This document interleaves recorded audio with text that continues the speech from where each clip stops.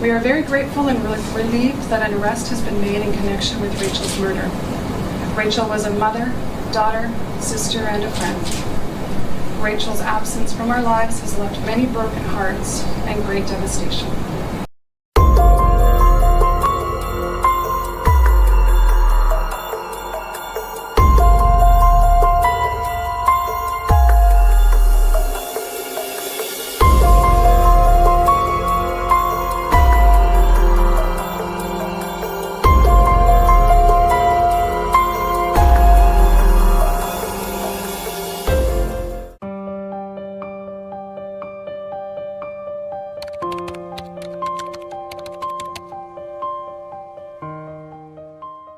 Rachel Pernosky was born on June 15, 1994, in Mission, British Columbia, Canada.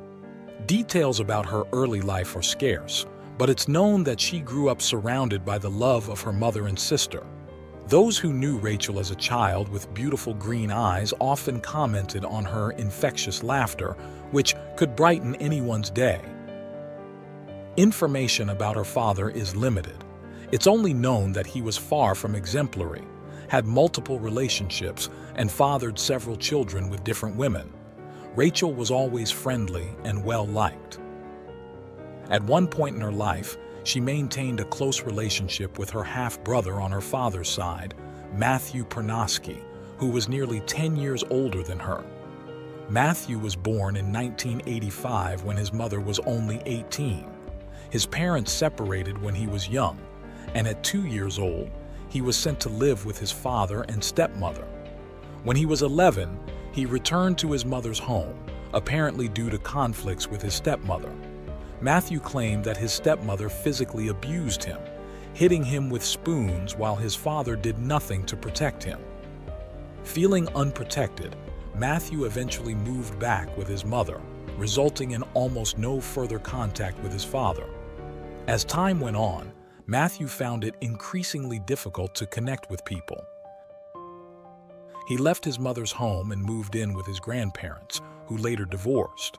During his youth, he was sexually abused by an older neighbor, a secret he kept to himself. Matthew felt blamed for his grandparents' separation and believed his mother had abandoned him early in his childhood and saw him as a burden when he returned during his teenage years. Additionally, he felt rejected by his father. This combination of negative emotions significantly impacted him. After many years of not communicating with his father, Matthew attempted to reconnect by providing his contact information, but he never heard back. During this period, he maintained a relationship with his stepbrother and lived with him at their grandfather's house for a while after both had left their father's home. However, this arrangement didn't last long, as they were both eventually kicked out of their grandfather's house. Amidst these complex situations, Matthew did not finish high school. However, he managed to attend a diploma program at a university and obtained a securities license. In his early 20s, Matthew's father separated from the stepmother who had abused him during his childhood. Matthew hoped this would improve their relationship, but it did not. In his early 20s, he struggled to overcome the pain and anger from the rejection he experienced from his grandfather and mother, who insisted he needed psychological help, believing his perspective was distorted. However, Matthew resisted seeking professional help. It appears he was diagnosed with depression at the age of 20, but did not take any medication or attend therapy to address it. Instead, he turned to less conventional methods to cope with his pain, leading him to substance abuse. His already erratic behavior worsened due to these habits, resulting in actions he would later regret. Turning back to the life of Rachel, Matthew's half-sister, it is known that her life was also challenging, but she had the unconditional love of her mother and sister. The charming girl fell in love at a young age and became pregnant. She and the baby's father welcomed the child, named Marco, as a blessing, though they did not live together. At 18, Rachel was going through a difficult time, living in a basement suite in Mission and being unemployed. Marco, who was a year old at that time, lived with his father and paternal grandmother since Rachel couldn't provide the quality of life he deserved. However, she remained a loving mother who kept in close contact and visited her son on Fridays and Sundays. In mid-March 2013, Rachel had planned to go shopping with a friend. When Rachel failed to show up, her friend became worried and contacted Brittany, Rachel's sister. Brittany immediately went to the basement apartment Rachel occupied to check on her. Upon arrival, she found no signs of forced entry, but two things were unusual. Rachel's cell phone was left at home, and music was playing. It was out of character for the young mother to leave without her phone or to leave the radio on. The family informed the police about her disappearance, stating that the teenage mother was last seen on March 16, 2013, at her home in Mission. Shortly before her disappearance, Rachel had been active on various social media accounts, posting photos on Instagram and tweeting about incidents in her hometown. She had no history of running away, prompting the police to categorize her disappearance as concerning. Rachel's neighbor recalled seeing her wearing jeans with sparkly decorations on the back pockets and a purple sweater. Rachel was at her house in Mission, smoking and drinking with a man in a baseball cap around midnight on Saturday. The neighbor, who was also outside smoking a cigarette with her husband, didn't notice anything unusual or felt the need to call the police, as it seemed like Rachel was just having a friendly conversation. By 1 a.m., the neighbor looked outside again and saw that the pair had left. The following Sunday, volunteers cleaning up the northeast corner of the highway informed the police they had found clothing matching the description of what Rachel was last seen wearing. However, police investigations determined that the clothing found was not related to Rachel's case. The family was desperate due to her unusual absence.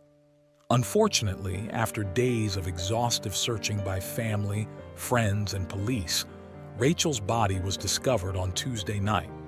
Her body was found in a ditch about 30 miles from her home by a passerby who saw it from the road and called the police. Due to the difficult terrain, a search and rescue team was called to retrieve Rachel's body. The detective stated that the initial search effort involved 25 officers but didn't anticipate the case ending in homicide. Sergeant Jennifer Pound of the Integrated Homicide Investigation Team, Canada's largest homicide unit, said in a press conference that although Rachel's murder didn't appear random, the police had no suspects in custody and no definitive motive. However, she clarified that they were not idle and had already interviewed several individuals. Officer Jennifer noted that it was still unclear whether the young woman was killed at the location where her body was found or if she had been dumped there.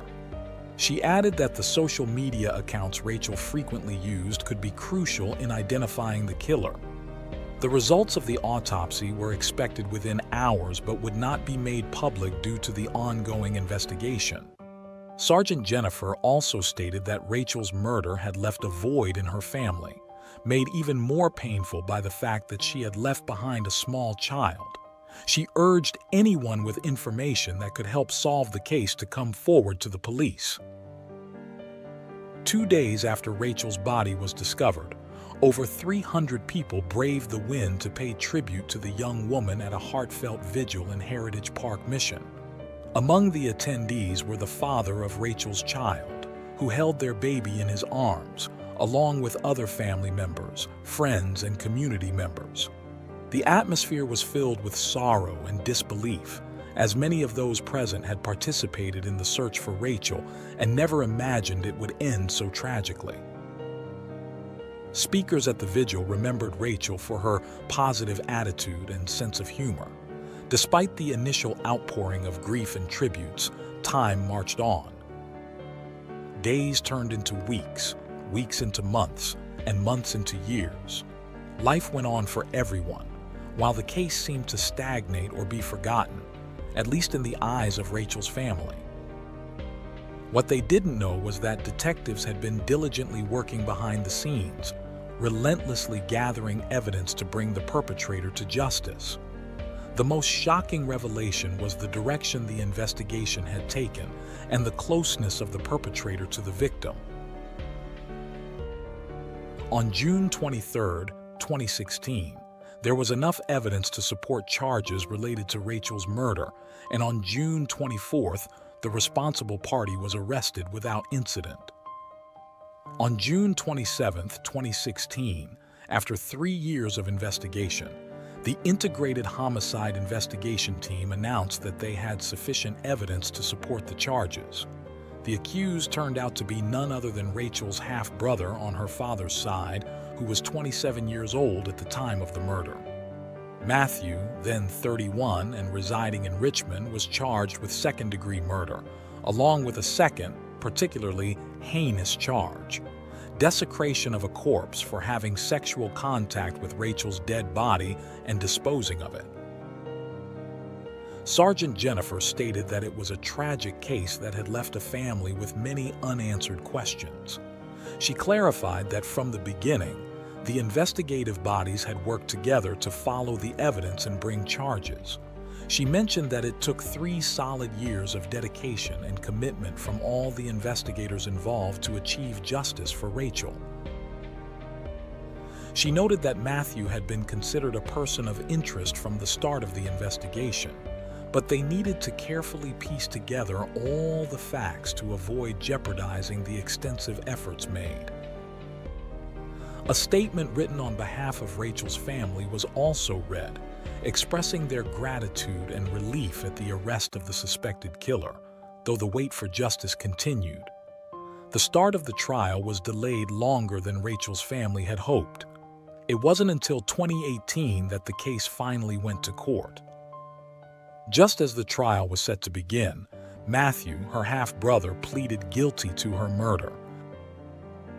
Matthew's guilty plea resulted in an automatic life sentence, but a judge during the sentencing hearing had to decide how long he should remain behind bars before being eligible for parole.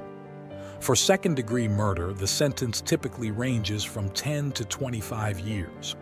The Crown's lawyers and the defense attorneys presented a joint recommendation to the court in June 2018, suggesting that Matthew could be eligible for parole after serving 13 years in prison. On July 4, 2018, as scheduled, the sentencing hearing took place in the British Columbia Supreme Court. Wendy Stephen, representing the Crown, recounted that Matthew was arrested and charged following an operation called Mr. Big, in which an undercover agent posed as the head of a criminal organization. Details of the trial were published online by the Abbotsford News, a community newspaper in Abbotsford, British Columbia.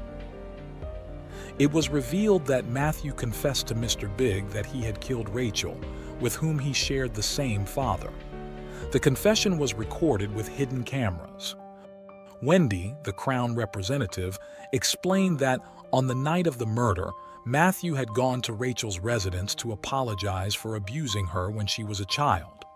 He was 14 or 15 years old at the time of the assault and was found guilty at 19, receiving a sentence of probation, as disclosed in court.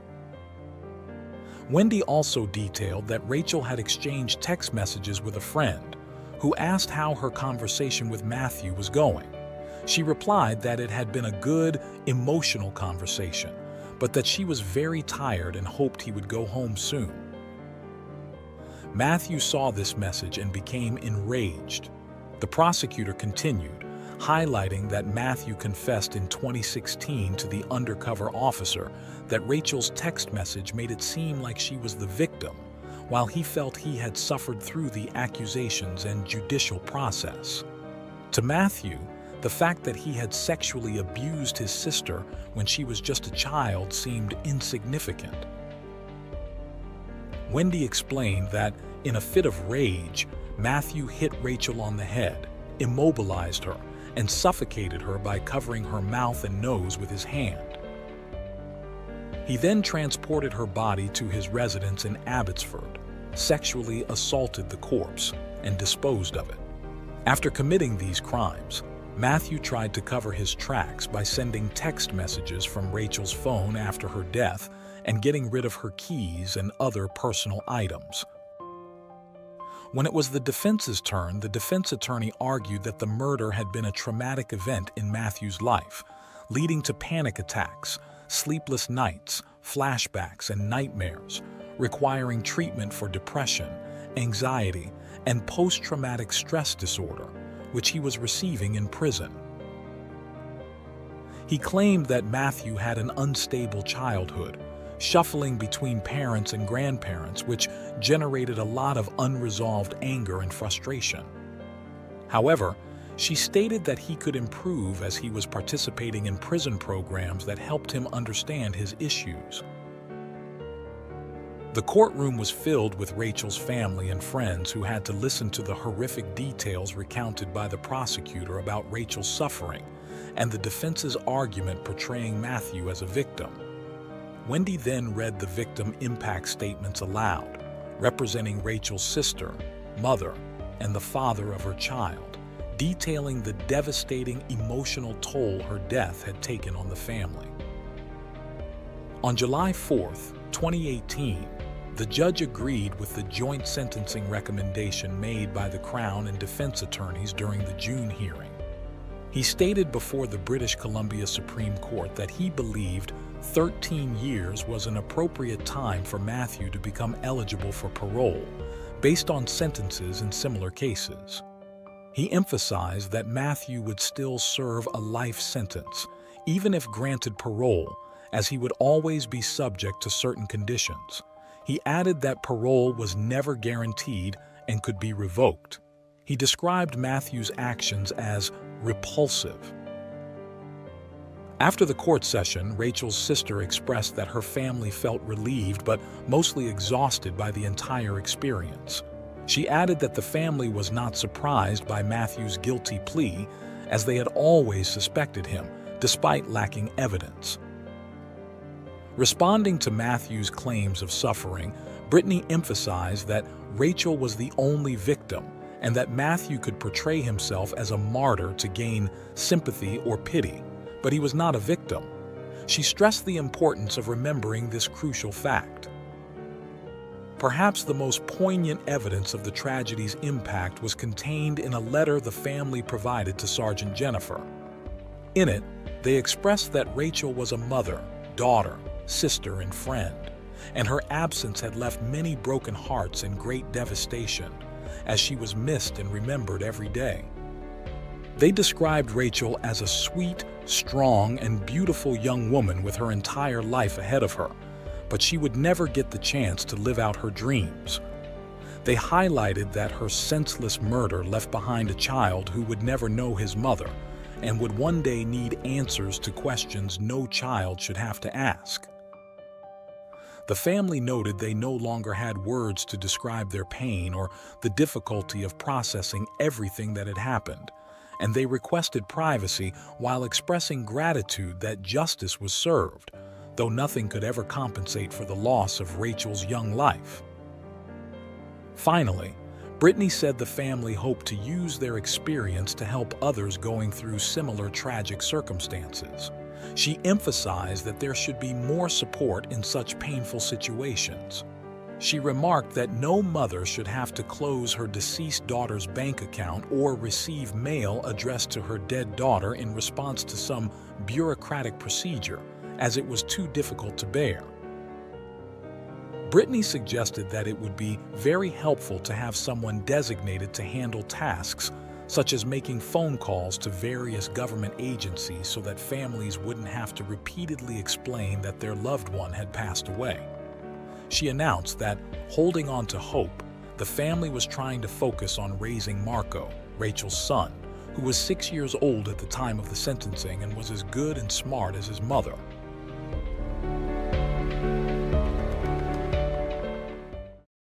Thanks for tuning in to Unreal True Crime. If you're intrigued by mysteries from around the world, check out our new channel, Latin Crimes, where we dive into the gripping true crime stories of Latin America. Don't miss out. Subscribe now for more thrilling investigations. Residents of Santa Claus, Danny and Kim Daniels, were known throughout their community as a warm and generous couple who always had a welcoming smile for everyone. Proud parents to 4 biological children, including Jessica, Bryant, and Amber Daniels, Danny and Kim also opened their home to several foster children, providing a nurturing environment for them to thrive. Tragically, the community was unaware that this display of kindness would one day lead to their shocking and horrific demise.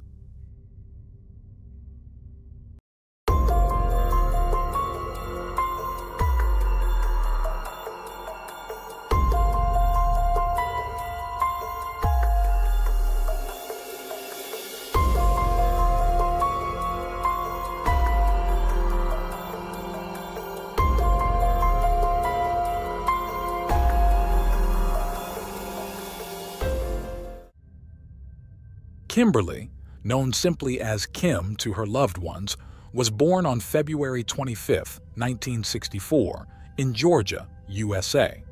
Details about her early life are scarce, but we know she grew up in a large, highly dysfunctional family.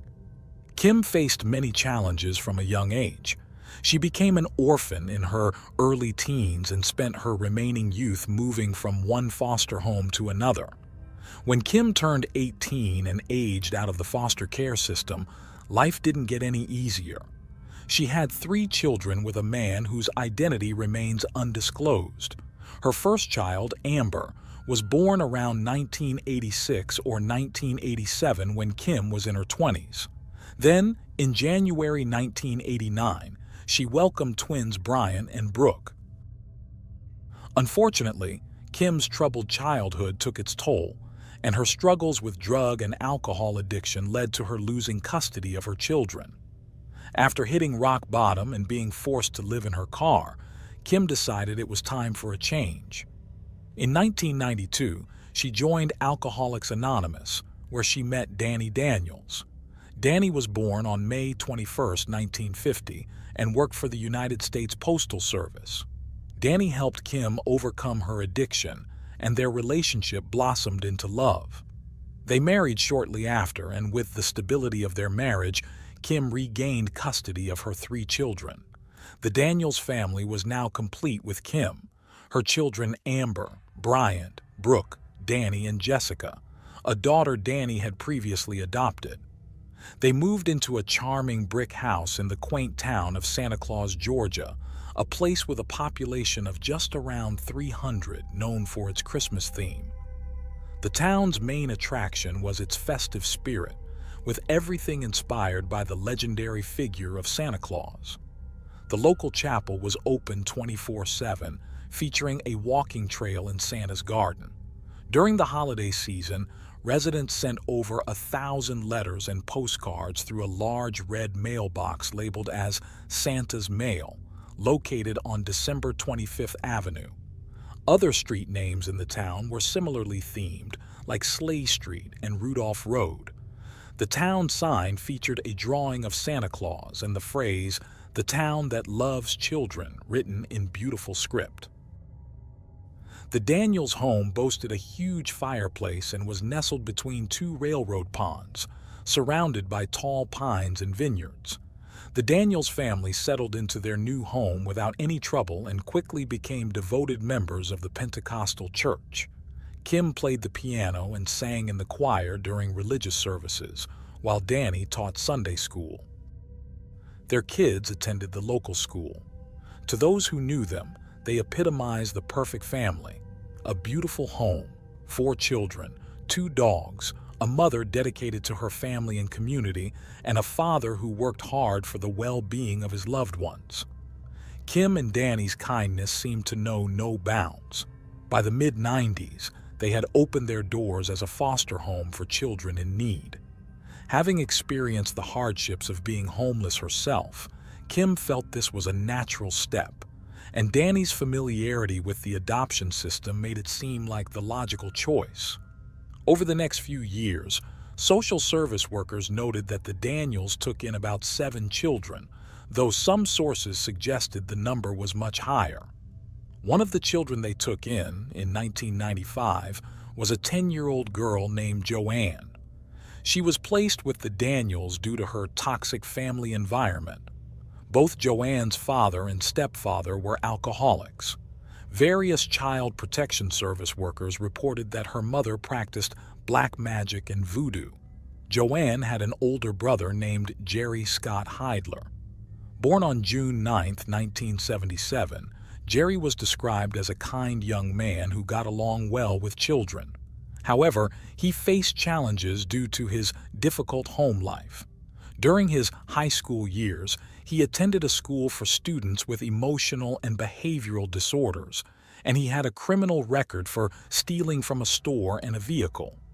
By 1996, he was facing serious charges in the town of Alma and was on probation for driving under the influence. While Joanne was under Kim and Danny's care, Jerry often visited the family home to see her, sometimes even staying overnight. After Joanne returned to her family, Jerry continued to maintain a relationship with the Daniels. Kim and Danny wanted to help him, so they occasionally brought him along to church. This continued for over a year, but by 1997, Danny started noticing that Jerry, then 20 years old, seemed to have a particularly close relationship with his 16-year-old daughter, Jessica, and he wasn't the only one who noticed. Concerned for his daughter's welfare, Danny decided to confront Jerry. He spoke to him seriously, and after this conversation, Jerry no longer visited the Daniels' home or accompanied them to church.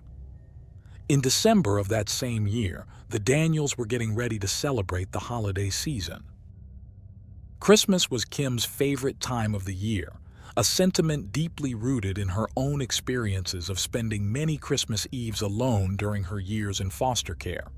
Because of this, she went out of her way to create the best possible Christmas experience for every child in her home, both her own kids and those temporarily under her care. She spent a good part of the year collecting gifts, which she stored in the attic of the house. This year, the room was packed with toys, video games, movies, and clothes. The holiday decorations began early in December, and by the time the tree was up, it was surrounded by dozens of presents. On the night of December 3, 1997, the Daniels family went to bed after a day like any other. At that time, in addition to their 4 children, they were caring for 3 more foster kids: Amanda, age 9, Corey, age 4, and Gabriel, who was just 10 months old. The 2 older children had been with the Daniels for several years, and the baby had been in their care since his birth. It was clear the Daniels had grown deeply attached to these kids and were even considering officially adopting them. Sadly, they would never have the chance to fulfill this wish and give these children a permanent home. While the Daniels had started December ready to enjoy the festive season, Jerry was experiencing a completely different situation. On that same December 3rd, he attended the funeral of a baby belonging to a friend of Jerry's named Mary. Around the same time that Danny had forbidden Jerry from getting close to Jessica, Mary had become pregnant. Tragically, 6 months later, she lost the baby. While it was never confirmed whether Jerry was the father or not, the funeral was nonetheless a painful event. After the ceremony, Jerry drowned his sorrows in alcohol at a local bar, where he also played pool for a while. Several hours later, in the early hours of December 4th, Jerry stole a black van from his neighbor and drove to the Daniels' home. The family was completely asleep when Jerry entered the house through a bathroom window. He then headed straight to Kim and Danny's bedroom, where, due to his many previous visits, he was familiar with the layout of the room and knew where the gun cabinet was located. Jerry grabbed a semi-automatic shotgun and loaded it. He then walked out to the back door of the house, holding the gun in one hand, and proceeded to smoke a cigarette before re-entering the house. The sequence of what happened next remains somewhat unclear, as Jerry's own statements did not align with what was later reported during the trial. According to Jerry, He first entered the room where Bryant, one of Kim's biological sons, was sleeping. Without the 8-year-old boy even realizing what was happening, Jerry pointed the rifle at his head and fired. Bryant died instantly. The gunshot woke Jessica, who saw Jerry in the room with the weapon and immediately ran out. Jerry chased her and shot her in the back of the neck just as she entered her parents' bedroom, likely seeking help. Jerry then turned the gun on Kim and Danny, who were still in their bed. The shot aimed at Danny was not very effective, and Danny raised his arms in an attempt to protect himself. Jerry reloaded the rifle and fired 4 more times at Danny, ultimately ending his life. Although this was the sequence of events Jerry later confessed to, court documents suggest that the first victims were actually Kim and Danny. Jessica was awakened by the loud noise of the gunshots, and then came the tragic end of young Bryant.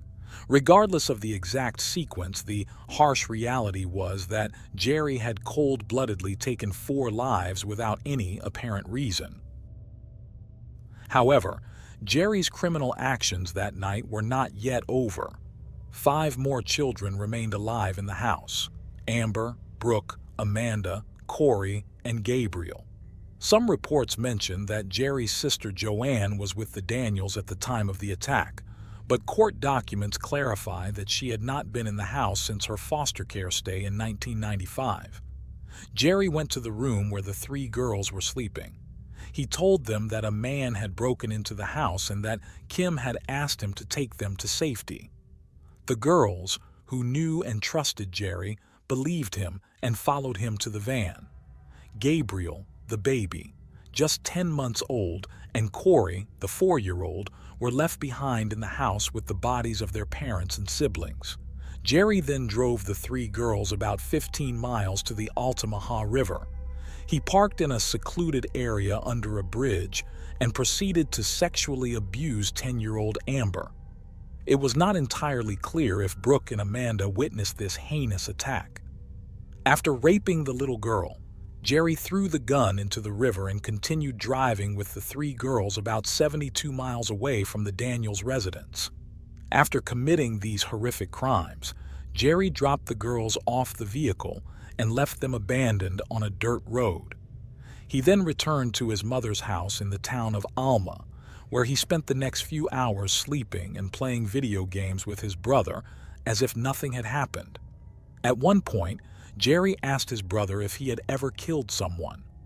Upon receiving a no as an answer, Jerry remarked that doing so made him want to go out and harm more people. While Jerry was living out his twisted fantasies without any apparent remorse, the 3 young girls he had abandoned were walking terrified and shivering through the dirt streets, their nightgowns the only protection against the cold. Around 4 a.m., a local hero and his wife were alerted by their dog's incessant barking. Looking out the window, they saw the 3 defenseless girls in the street, immediately took them in, and called the police. The authorities arrived within minutes. Although the girls were in shock, they were coherent enough to tell the police they had been kidnapped from their home in Santa Claus, providing their address. 2 officers were dispatched to the Daniels residence. They arrived at the brick house around 5:10 a.m. on that December 4th. From the street, the silence of the house created a chilling atmosphere. The front door was open, and when no one answered their calls, the officers checked the windows and saw the arm of a young child on the top bunk of a bunk bed. They loudly announced their presence before entering the Daniels residence. With all the lights off and the winter sky still dark, the house was shrouded in shadows. As they moved through the rooms using their flashlights, the officers stumbled upon the horrifying scene of young Bryant, still clutching his teddy bear, his head covered in blood. In the background, they could hear a clock alarm and the cries of a baby. It was Gabriel, found in his crib in Kim and Danny's room. There, the police also discovered the body of Jessica, lying between the hallway and the door, and in the bed, Kim and Danny were found deceased. Corey was found hiding under a table in the kitchen, visibly terrified. The officers also noticed that the gun closet was open, The residence was declared a crime scene, and more investigators soon arrived. Suddenly, Santa Claus, a town where everyone knew each other and which prided itself on being the town that loves children, became the center of a quadruple murder and the abduction of 3 minors. This drew a rapid influx of journalists. The county prosecutor told the press that while the motive for the attack was not yet clear, it was not believed to be random. They were almost certain that the perpetrator was a friend of the Daniels, or at least someone who knew them. The scene was meticulously photographed and videotaped. Forensic technicians collected samples, vacuumed for traces of hair fibers and clothing, and found shotgun shells scattered throughout the house. There were 2 near Jessica, one in the main bathroom, another in Kim and Danny's bedroom, one in the laundry room, one in Bryant's room, and another near the sofa in the living room. A neighbor reported hearing strange noises around 1:45 a.m., but given the large distance between the houses and the general quiet of the area, did not think they could be gunshots. According to the coroner who responded to the case, Kim had received 2 shots in the stomach and arm. Danny had 4 wounds on his body and 1 in the head, which was fatal. Jessica died from a single shot in the neck, as did Bryant in the head. Although the deaths of the 2 children were instantaneous, the coroner mentioned it was possible that the 2 adults may have lingered a bit longer before dying. A cigarette butt was also found crushed against the floor near the back door. From the bathroom window, a fingerprint was collected, and these 2 pieces of evidence would help identify the perpetrator of the brutal crime. However, what the forensics team did not yet know was that over 25 miles away, at another police station, the 3 girls had already identified the culprit. Amber, Brooke, and Amanda had described the van, and authorities quickly distributed bulletins with all the relevant information, noting that the suspect might be armed and dangerous. The eldest of the 3 girls, Amber, was taken to an interrogation room where a police officer showed her a series of photographs and asked if she recognized anyone. Without hesitation, Amber pointed to Jerry. The other girls also identified him. When the police asked Amber if Jerry had harmed any of the 3, she broke down and started crying inconsolably. It wasn't until a worker from the Department of Children and Family Services was called that the young victim was able to recount what had happened without any other officers present. The story of sexual abuse was corroborated by evidence of physical trauma found on Amber's body. This, combined with DNA evidence found at the scene that matched Jerry, made him the primary and only suspect in the heinous crime. Uniformed patrol officers were deployed throughout the county, where Jerry was last seen, and also in Alma, where his family lived. The search was brief and straightforward. 2 officers were sent to Jerry's family residence. Behind the house, they located the van, and as the patrol car stopped in front of the residence, Jerry was seen exiting the front door. Seeing the 2 agents, he ran back inside the house. The officers pursued him while calling for backup over the radio. Jerry's brother came out and claimed he was the only one at home at that moment, which was clearly a lie. Soon, Bacon County detectives arrived as reinforcements and started a thorough search of the property. Jerry had hidden in a crawl space under the house. When he refused to come out, 2 officers dragged him out and arrested him on an outstanding warrant for violating his parole. Jerry's brother was arrested for obstructing justice, and both were jailed without bail. Despite resisting arrest, once at the station, Jerry confessed to committing the crimes. He recounted what happened that night and admitted to disposing of the weapon in the river, which was confirmed by the young victims. The motive was never definitively established. Jerry himself said he did not know why he had done it. Some speculated that the attack was a result of Danny forbidding him from seeing Jessica, while others believed it might have been related to the grief over losing Mary's baby, who was likely Jerry's child.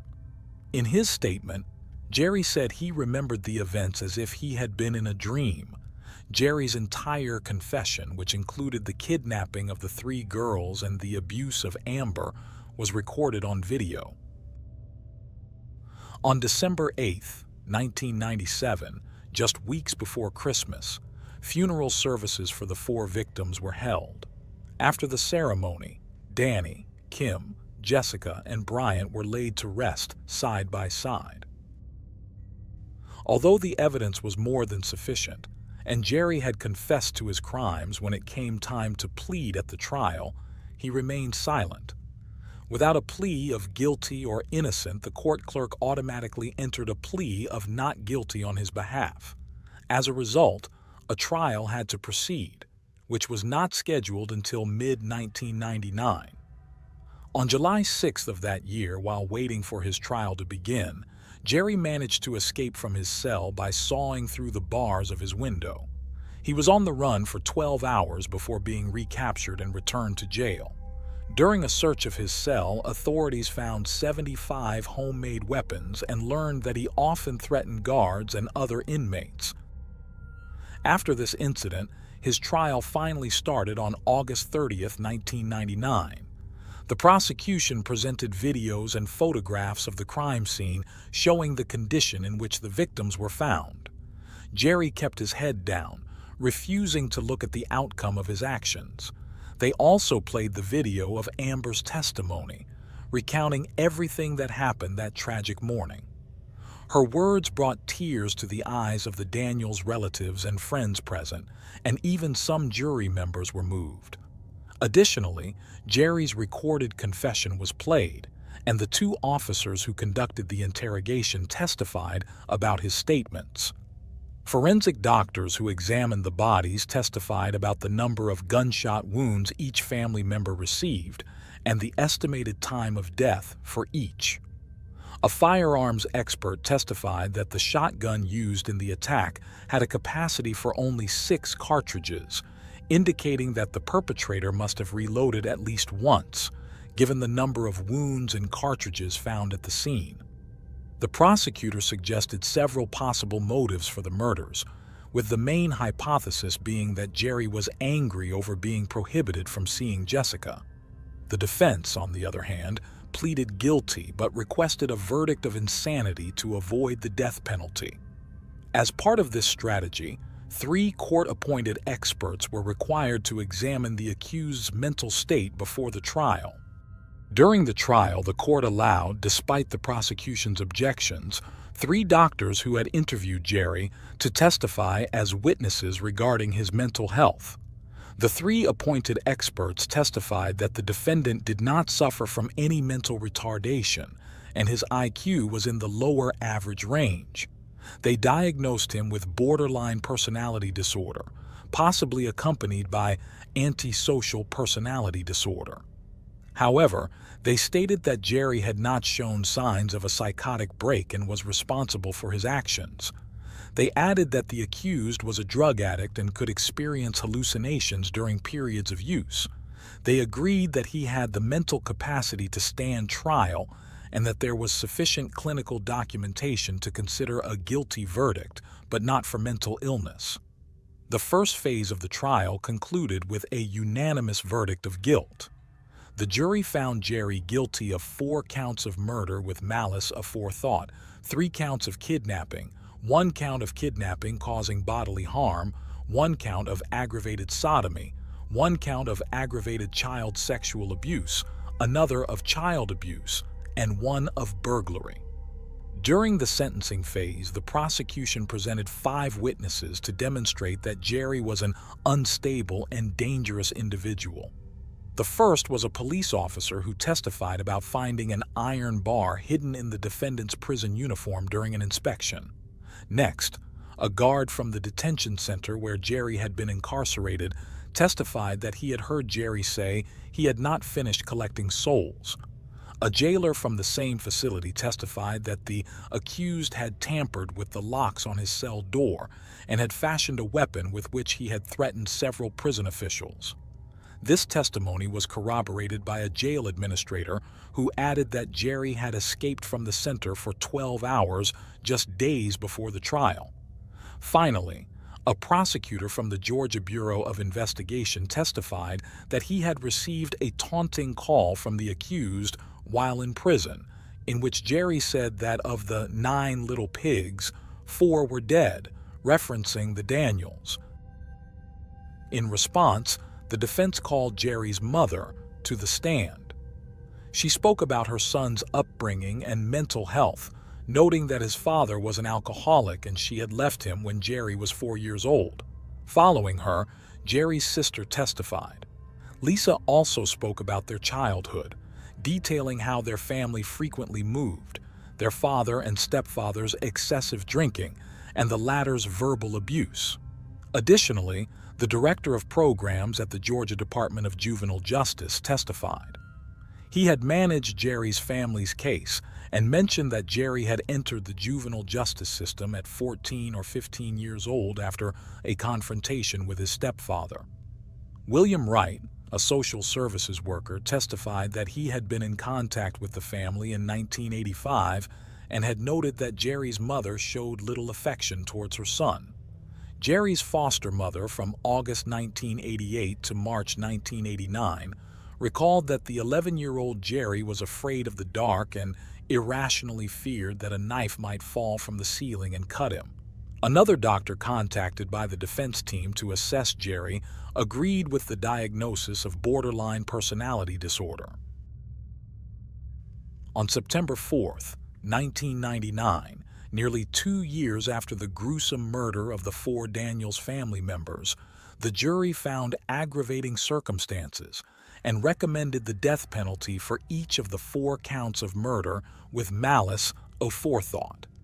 Jerry was also sentenced to 2 consecutive life sentences for aggravated sodomy and kidnapping causing bodily harm, 30 consecutive years for aggravated child abuse, and 20 consecutive years for each of the remaining charges. After hearing his sentence, Jerry cried, showing emotion for the first time. The judge followed the jury's recommendation and sentenced 22-year-old Jerry to death by electric chair. The sentence was automatically appealed according to state laws, but was upheld by the Supreme Court of Georgia. Since then, Jerry has continued to appeal his case multiple times. He argues that his trial attorney was ineffective in investigating and presenting evidence regarding his mental health during the guilt phase of his trial. However, an internal investigation revealed that the defense team had exhausted all available avenues to secure a life sentence for Jerry, despite encountering numerous obstacles during the case construction. In 2001, the Supreme Court of the United States denied Jerry's request for a procedure used by higher courts to correct an error made by a lower court. The most recent appeal was made in 2023. Like all previous instances, the request was denied and the sentence was reaffirmed. As of the date of this video, Jerry is being held in the Georgia State Prison. Despite the years that have passed, the terrible events of that December morning in 1997 remain vivid in the memory of the residents of Santa Claus, a peaceful and picturesque town that loves Christmas. And there you have it. That concludes today's case. Join me next time as we delve into the details of another unreal true crime. Goodbye.